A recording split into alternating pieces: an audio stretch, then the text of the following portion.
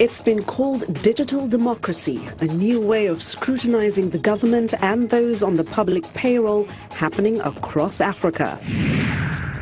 Medical experts in Nigeria's northeast look for ways to ensure that medical supplies make it to areas where they are needed most. And for one Nigerian artist, string is his medium of choice, along with wood, pins and nails, to make images in a unique way. Africa 54 is next. Hello everyone, I'm Chamberlain Uso at Channels Television here in Lagos. Welcome to the show, and as always we'll bring you stories from across Africa about life here. And I'm Heidi Adams Fitzpatrick of The Voice of America, coming to you from our global headquarters in Washington. We begin with a subject that is very much in the news in the United States right now, but affects everyone in the world: healthcare. Chamberlain starts us off this time with that story from Plateau State. Well, that's right. Health experts in northeast Nigeria are seeking ways of making sure that medical supplies get to areas where they are most needed. Well, stakeholders who met in Jos in Plateau State agree that stronger supply systems are part of better health. Well, Channels Television's correspondent Yemi Kosoko compiled this report. Officials from ministries of health from Adamawa, Bauchi, Borno, Gombe, Taraba and Yobe states in northeast region, some from the north central, as well as implementing partners and donors of medical consumables, gather in Jos, Plateau State, to brainstorm on ways to strengthen the health commodity, procurement and supply chain. Save 1 million lives. All these 6 programs neglected tropical disease. The essence of the meeting is the need to ensure that functional systems are in place for quality healthcare delivery in the region. Issues on the table include the need for proper structures to ensure uninterrupted supply of health commodities such as drugs, cotton wool, gaze, syringe and needles, and other medical consumables. Other issues such as funding, regular stakeholder engagement and government support are cited as factors necessary for the desired progress. Without political support, sustainability will be difficult.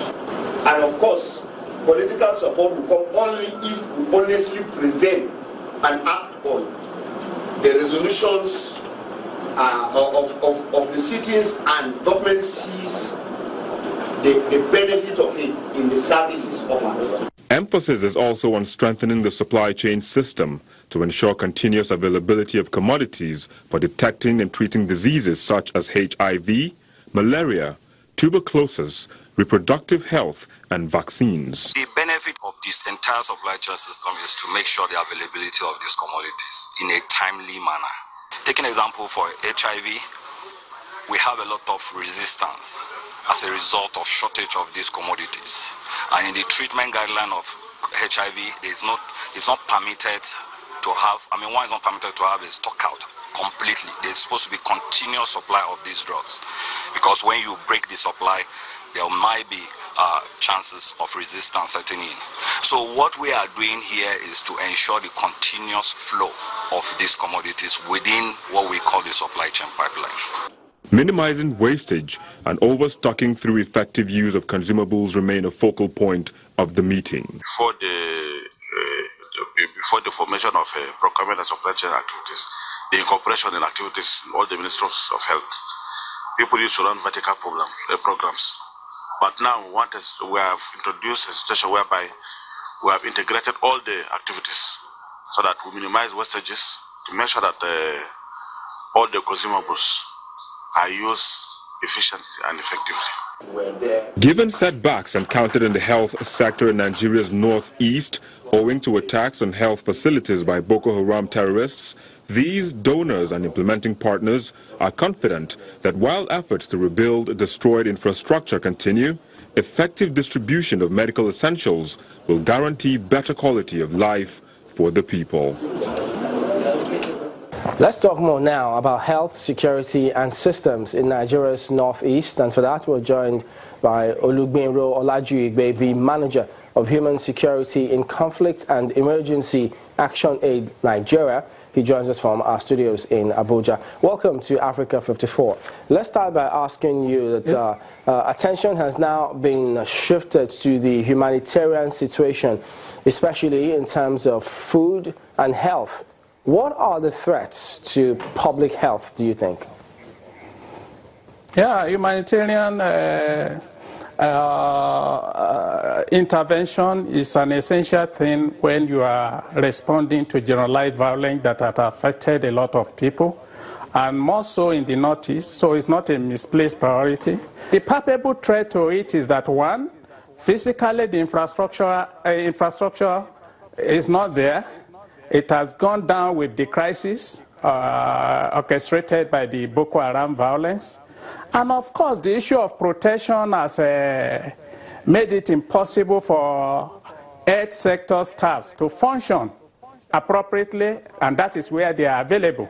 So you have the challenge of infrastructure, you have the challenge of manpower, human resources, include essential health responders, doctors, nurses, and all alike. They are not there. And of course, coordination is absent in terms of health management of health of those that have been affected, whether physically, psychologically. Those infrastructure for coordination is actually not there. These are challenges that we have been grappling with, essentially in our own response in the northeastern part of the country. All right, you appear to have painted a dire picture. How do we go about addressing this? The point of start is to appreciate the problem, and of course to repair this infrastructure, and of course to avail those that are affected. There is a recognition of the need to be thorough about coordination. There is need for communication, and of course there is need for funding the humanitarian challenge in the Northeast, particularly responding to the challenges. If I could jump in, is there any need, and speaking about needs, to go about or enacting or looking at policies that will address the needs of the most vulnerable in that region? Yeah, there should be a comprehensive policy on how we respond in situations like this. Because, of course, we should equally appreciate the fact that this type of crisis was not envisaged. And, of course, it has been with us for almost 5 or 6 years now. By now, we expect government to have look at policies that will address short-time impact of the crisis, the medium-time impact of the crisis, and the long-time impact of the crisis. This policy should respond to the total environment. In this respect, specifically total health environment, there are certain things you are expected to happen in the context of crisis. So policies should speak to that. In short time, how do you take burden off of people that are directly affected, the injured, the death? How do you manage the psychosocial states of the people, the stress that goes with that, the grief that goes with that, and of course, application of availability of medication for those that need them, and other form of policies in terms of public health policies. What happened in the context like this where malnutrition should be expected? How do you respond to the conditions of the vulnerable, especially children? What happened in a context where sexual violence is part of the crisis that is going on? We'll have to anchor that point. Mr. Olugbenro Olajuigbe is of Action Aid Nigeria. Thank you for joining us today on Africa 54. It's a pleasure being with you.